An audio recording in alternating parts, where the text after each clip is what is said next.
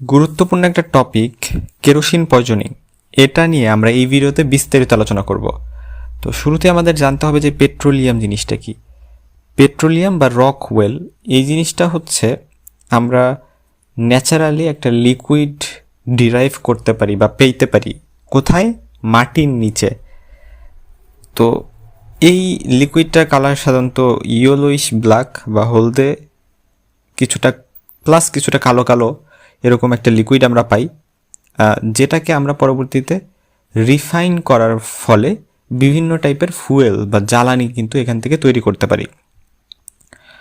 So petroleum জিনিসটা হচ্ছে একটা ফসিল ফুয়েল, যেটা আমরা কেন ফসিল ফুয়েল বলা হয় এটাকে, কারণ হলো বিভিন্ন অর্গানিক ম্যাটার, এই যে বিভিন্ন জিনিস মাটির নিচে কবর দেওয়া হয় বা বিভিন্ন জিনিস মাটির নিচে থাকে, তো সেই জিনিসগুলা মিলিয়নস অফ ইয়ার্স বা অনেক হাজার হাজার বছর ধরে, লাখ লাখ বছর ধরে এগুলা মাটির নিচে থেকে যে বিভিন্ন ধরনের ফুয়েল তৈরি করতেছে বা এই পেট্রোলিয়ামটা আলটিমেটলি তৈরি করতেছে, যেটাকে আবার আমরা পরবর্তীতে রিফাইন করে বিভিন্ন ধরনের ফুয়েল পাচ্ছি। বিভিন্ন টেম্পারেচারে আমরা এটাকে রিফাইন করতেছি। এবং এই পেট্রোলিয়ামের আরেক নাম হচ্ছে রক ওয়েল। হ্যাঁ, এই জিনিসটা একটু জানা লাগবে। তারপর হচ্ছে পেট্রোলিয়াম বা রক ওয়েল, যেটা এটা হচ্ছে বিভিন্ন টেম্পারেচারে বিভিন্ন কিছু আমাদেরকে দিতে পারে। যেমন আমরা যদি বয়লিং পয়েন্টটা 150 থেকে 300 ডিগ্রি সেন্টিগ্রেডের মধ্যে রাখি, তাহলে আমরা কেরোসিন ড্রাইভ করতে পারি। এই পয়েন্টটা বা এই যে পার্টিকুলার কথাটা আমি বললাম, এটা কিন্তু ইম্পর্টেন্ট, কারণ কত টেম্পারেচারে পেট্রোলিয়াম থেকে আমরা কেরোসিন পেতে পারি এই কোশ্চেনটা কিন্তু ধরা হয়। তারপরে হচ্ছে যদি আমরা 50 থেকে 100 ডিগ্রি সেন্টিগ্রেডে বয়েল করি, অর্থাৎ কেরোসিনের থেকে নিচে, তাহলে আমরা কিন্তু এই যে pentane, hexane, octane, petrol, naphtha, benzene, not benzene, আমরা এটাকে কিন্তু বেনজাইন বলি। হ্যাঁ, নট বেনজিন, আমরা যে বেনজিন চিনি ওই বেনজিন না, বেনজাইন আমরা পাইতে পারি, বা এটাকে আমরা বেনজোলও বলে থাকি। আর যদি আমরা কেরোসিনের থেকেও হায়ার টেম্পারেচারে বয়েল করি, তাহলে আমরা লুব্রিকেটিং যে অয়েলগুলো আছে বা ভেজলিন, আমরা যে পেট্রোলিয়াম জেলি ইউজ করি, রাইট, ওই যে বিভিন্ন মেরিল বা বিভিন্ন কোম্পানির যে পেট্রোলিয়াম জেলিগুলো থাকে, এগুলো কিন্তু এভাবেই তৈরি করা হয়। বা প্যারাফিন। হাইড্রোকার্বন জিনিসটা কি, এই জিনিসটা আমাদের একটু জানার দরকার। যে হাইড্রোকার্বন কিন্তু কার্বন আর হাইড্রোজেনের কম্পাউন্ড, এবং এই মোস্ট অফ দ্য হাইড্রোকার্বনস কিন্তু এই পেট্রোলিয়াম যে ডিস্টিলেটস আছে সেগুলোরই ডেরিভেটিভস, ঠিক আছে। এবং এগুলোকে আমরা মেনলি তিনটা ভাগে ভাগ করতে পারি। একটা হচ্ছে অ্যালিফেটিক হাইড্রোকার্বন, আর একটা হচ্ছে অ্যারোমেটিক হাইড্রোকার্বন, আর একটা হচ্ছে হ্যালোজেনেটেড। তো অ্যালিফেটিক যেগুলা, সেগুলার মধ্যে আছে যেমন কেরোসিন কিন্তু অ্যালিফেটিক, তা বাদেও বিউটেন, প্রোপেন, বা আরও অনেকগুলো কিন্তু আমাদের অ্যালিফেটিকের মধ্যে আছে, এবং এরা কিন্তু সাধারণত ফুয়েল হিসেবে ইউজড হয় অ্যালিফেটিকগুলা। আর হ্যালোজেনেটেড যেগুলো, সেগুলোর মধ্যে সর্গানোক্লোরিনস, মিথাইল ব্রোমাইড, তারপর ফ্লোরোকার্বনস, মিথাইলিন ক্লোরাইড, এরকম অনেকগুলো আছে। অ্যারোমেটিকের মধ্যে যেমন আছে বেনজিন, টোলোইন। আর মেইনলি অ্যারোমেটিকগুলো হচ্ছে ইনসেকটিসাইডস হিসেবে ইউজ করা হয়। কেরোসিন হচ্ছে একটা রিফাইন্ড অয়েল, যেটা আমরা পেট্রোলিয়াম থেকে পাই বা রক অয়েল থেকে পাই। এবং এক্ষেত্রে আমরা বলছিলাম যে আমাদের যে মাটির নিচ থেকে আমরা যে পেট্রোলিয়ামটা পাইছি, সেটাকে আমরা ফ্র্যাকশনাল ডিস্টিলেশন করার মাধ্যমে, ফ্র্যাকশনাল ডিস্টিলেশন কথাটার মানে হচ্ছে যে আমরা যে এই যে ডিফারেন্ট টেম্পারেচারে ডিফারেন্ট প্রোডাক্ট আমরা পাই, এবং তাকে আমরা বলতেছি ফ্র্যাকশনাল ডিস্টিলেশন। এবং ফ্র্যাকশনাল ডিস্টিলেশনে 150 ডিগ্রি সেন্টিগ্রেড থেকে 300 ডিগ্রি সেন্টিগ্রেডের মধ্যে কিন্তু আমরা এই কেরোসিন অয়েলটা পাই। আমাদের যে বয়েলিং পয়েন্ট, এই বয়েলিং পয়েন্টটা যখন ইনক্রিজ করতেছে, যত ইনক্রিজ করবে টক্সিসিটিটা তত ডিক্রিজ করবে, ঠিক আছে। যেমন এই যে ভেজলিন বা প্যারাফিন, এগুলো আমরা 300 ডিগ্রি সেন্টিগ্রেডের উপরে যায় পাই, রাইট। তো ফলে যেহেতু আমরা এগুলোকে 300 ডিগ্রি সেন্টিগ্রেডের উপরে পাচ্ছি, তাই এটাকে আমরা বলি হচ্ছে এটা কম টক্সিক। অপরদিকে যেগুলো আমরা কম টেম্পারেচারে পাচ্ছি, কেরোসিনের থেকে কমেই পেয়ে যাচ্ছি, সেগুলোকে কিন্তু আমরা বলতেছি যে এগুলা হচ্ছে বেশি টক্সিক। এবং এই জিনিসটা ইম্পর্টেন্ট, এগুলো হাইলি টক্সিক, এবং আমরা যদি ইনজেকশন বা ইনহেলেশন এগুলার করি, তাহলে কিন্তু খুবই মারাত্মক ক্ষতি হয়ে দাঁড়াবে। আর আরও বেশ কিছু পয়েন্টস আমাদের মাথায় রাখতে হবে, যে কেরোসিন কিন্তু সাধারণত রুম টেম্পারেচারে লিকুইড থাকে এবং এটাতে একটা কেরোসিন লাইক স্মেল থাকে। এখন একটা প্রশ্ন আসতে পারে যে কেরোসিনের স্মেল কেরোসিন লাইক, তাহলে আমি স্মেলটা কীভাবে বুঝলাম? আনসার হচ্ছে যে এটার একটা ক্যারেক্টারিস্টিক স্মেল আছে, যেমন এই সেম স্মেলটা কিন্তু আমরা যখন ওপিসি পয়জনিং পড়বো, ওপিসিতেও কেরোসিন লাইক স্মেল থাকে। বাট ওপিসি আর কেরোসিন পয়জনিংয়ের ডিফারেন্সটা আমরা জানবো। আচ্ছা যাই হোক, কেরোসিন নর্মালি কালারলেস ফ্লুইড কিন্তু, হ্যাঁ, কিন্তু দেখা যায় যে অ্যাট প্রেজেন্ট এটাকে ব্লুইশ লিকুইড হিসেবে ইউজ করা হয়, কারণ এটার সাথে কালার মিশানো হয়েছে, ব্লু কালার। নর্মালি কিন্তু কালারলেস, কারণ আমরা আসলে কেরোসিন বর্তমানে দেখলেই বলি যে কেরোসিনের কালার ব্লু, কিন্তু এটা কিন্তু সত্যি না। কেরোসিনের নর্মাল বা অ্যাকচুয়াল কালারটা হচ্ছে কালারলেস, বাট এটার সাথে ব্লু কালার কেন মিশানো হয়েছে? To prevent adulteration. কারণ দেখা যায় যে অনেকে বিভিন্ন দামি তেলের সাথে, যেগুলা দামি তেল এবং যেমন লাইক ডিজেল বা অকটেন বা মানে যেগুলো হচ্ছে যানবাহনে ইউজ করা হচ্ছে, ওই তেলগুলোর সাথে কেরোসিন দেখা গেল মিশাই দিল 1 কেজি, হ্যাঁ। তো এই তখন আসলে ওইভাবে ধরা যায় না, বাট ওইটাকে যাতে ধরা যায়, যাতে ভেজালটা না মিশাইতে পারে, জন্য একটা কালার এখানে অ্যাড করে দেওয়া হয়, হ্যাঁ। এই জিনিসটা ইম্পর্টেন্ট। আর কেরোসিন কীভাবে কাজ করে, কেরোসিন অয়েল পয়জনিং এর মেকানিজমটা কি?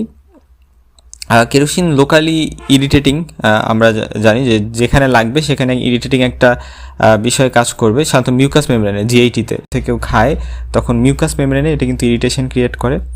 এবং কেরোসিনটা অ্যাবজর্পশন হওয়ার পরে এটা কিন্তু নিউরোটক্সিক, নেফ্রোটক্সিক এবং পাশাপাশি এরা রেসপিরেটরি ডিপ্রেশনও করতে পারে। এটা যেহেতু ফ্যাটে ডিজলভ হয়ে যায়, অর্থাৎ ফ্যাট সলিউবল, তাই এরা নার্ভাস সিস্টেমে কাজ করে। সো আমরা জানলাম এটা নার্ভাস সিস্টেমে কাজ করে এবং এরা পাশাপাশি লিভার, কিডনি, বোন ম্যারোতেও ড্যামেজ করতে পারে। এবং এটার ফ্যাটাল ডোজ হচ্ছে 30 থেকে 100 ml। 30 থেকে 100 ml এর মধ্যে কিন্তু মানুষ মারা যাইতে পারে, মানে 30 থেকে 100 ml যদি পেটের মধ্যে যায় বা ইনজেস্ট করে বা মানুষ খায় ফেলে।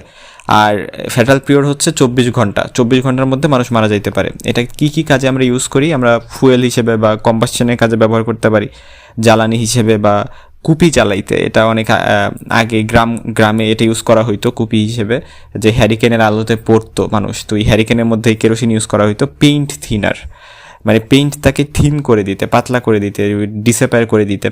আচ্ছা, তারপর হচ্ছে ফার্নিচার পলিশ করতে, তারপরে লার্ভিসাইডাল, লার্ভা মেরে ফেলতে, বা বেডবাক্সকে কিল করতে, তারপরে এক্সরে ফিল্মকে প্রিজার্ভ করতেও কিন্তু আমরা কেরোসিন ইউজ করি। আচ্ছা, এখন কথা হচ্ছে যে কেরোসিন পয়জনিং সাধারণত কাদের বেশি হয়? ক্রাউলিং বেবি, যারা হামাগুড়ি দিয়ে হাঁটে। ক্রাউলিং বেবি বলে আমরা তাদেরকে, যাদের বয়স 7 থেকে 14 মাস। তো এই 7 থেকে 14 মাসের বাচ্চাদেরকে আমরা ক্রাউলিং বেবি বলি। তো তাদের এই চান্সটা বেশি থাকে। কেন?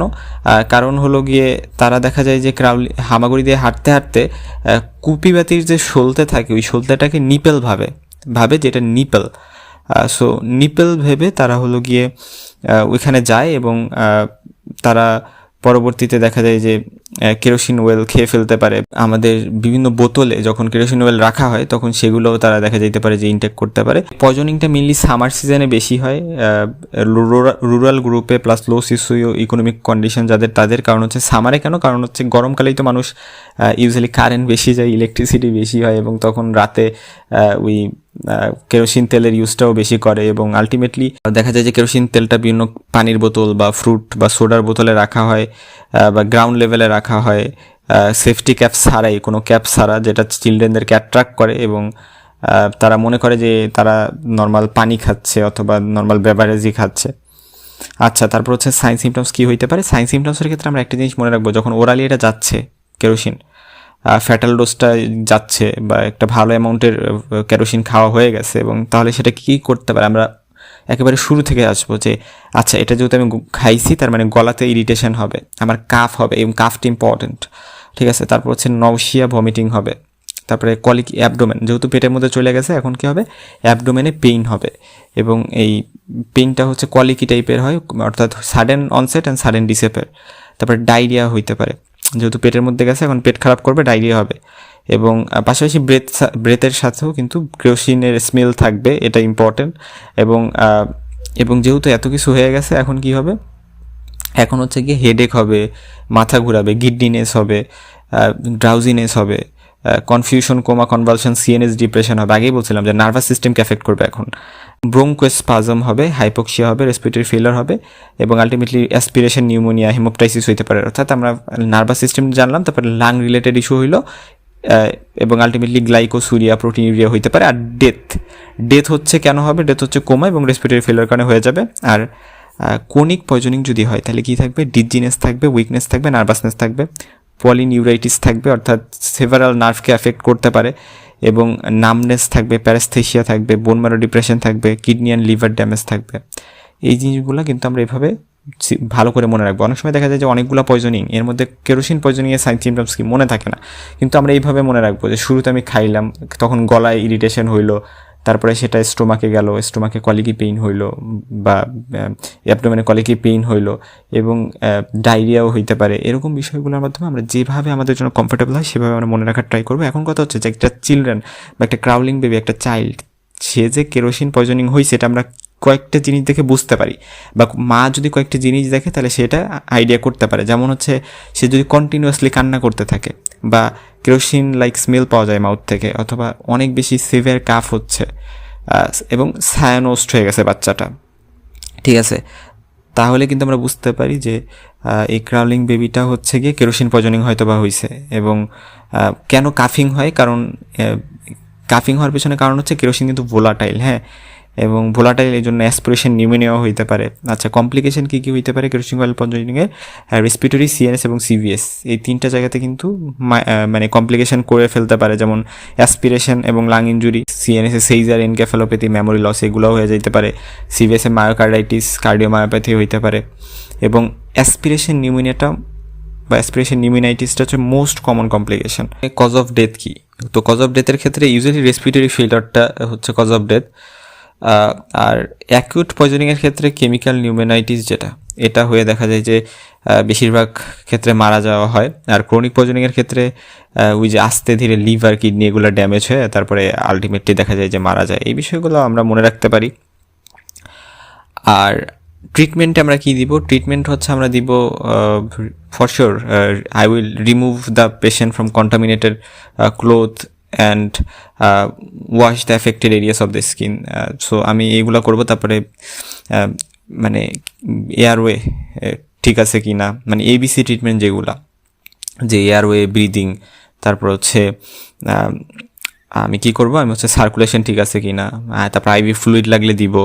এই জিনিসগুলো তো মেক শিওর করবোই ইমিডিয়েট রিসাসিটেশনের জন্য সব ক্ষেত্রেই। তারপর হচ্ছে স্পেসিফিক ম্যানেজমেন্ট, অর্থাৎ আমি কেরোসিন যে পয়জনিং হয়েছে, কেরোসিন অয়েল পয়জনিং, এই জন্য স্পেসিফিক্যালি আমি কী দিব? এর জন্য আমি লিকুইড প্যারাফিন দেবো 250 ml, যাতে ওই কেরোসিন অয়েলটা অ্যাবজর্পশন কমে যায় বা অ্যাবজর্পশন খুবই কম হয় এবং এটা ডিজলভ হয়ে যায়।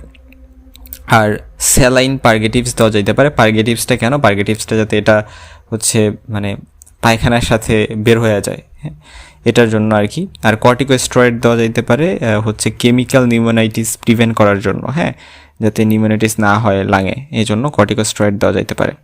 সিমটোমেটিক কি ট্রিটমেন্ট দেওয়া যেতে পারে? এক্ষেত্রে হচ্ছে প্রোফাইল্যাকটিক অ্যান্টিবায়োটিক দেওয়া যেতে পারে, যেটা সাধারণত ব্রড স্পেকট্রাম অ্যান্টিবায়োটিক এবং প্যারেন্টাল রুটে।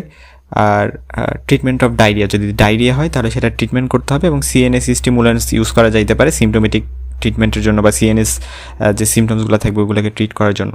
এরপর জানতে হবে যে কী কী পোস্টমর্টেম ফাইন্ডিংস পাওয়া যেতে পারে। অ্যাজ ইউজুয়াল যে এক্সটার্নাল এম দেখবো কেরোসিন লাইক স্মেল বেরোচ্ছে বা অ্যাসফিক্সিয়ার সাইন্স থাকবে, তারপরে ফ্রোদি ডিসচার্জ থাকতে পারে মাউথ থেকে, যেটা ব্লাড স্টেইন থাকতে পারে। ইন্টারনালি হচ্ছে স্টোমাক, এটার কন্টেন্ট এগুলোতেও কেরোসিন লাইক স্মেল থাকতে পারে এবং গ্যাস্ট্রোএন্ট্রাইটিসের যে সাইন সিমটমস সেগুলো থাকতে পারে, কারণ দেখা যাইতে পারে যে এই কেরোসিন যে কিন্তু একটা মানে ইনফ্লামেশন করে ক্রিয়েট করে দিয়ে আসবে এখানে, রাইট?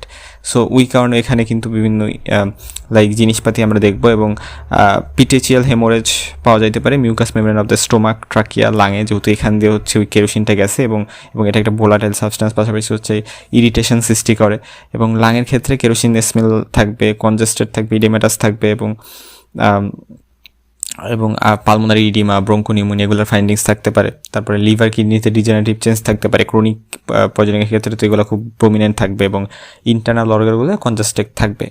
মেডিকোলিক্যাল ইম্পর্টেন্সের ক্ষেত্রে মনে রাখতে হবে যে সাধারণত ইউজুয়ালি এটা অলওয়েজ অ্যাক্সিডেন্টালি ধরা হয় বা ইউজুয়ালি অ্যাক্সিডেন্টাল একটা পয়জন কিন্তু আমাদের কেরোসিন, স্পেশালি চিলড্রেনদের মাঝে।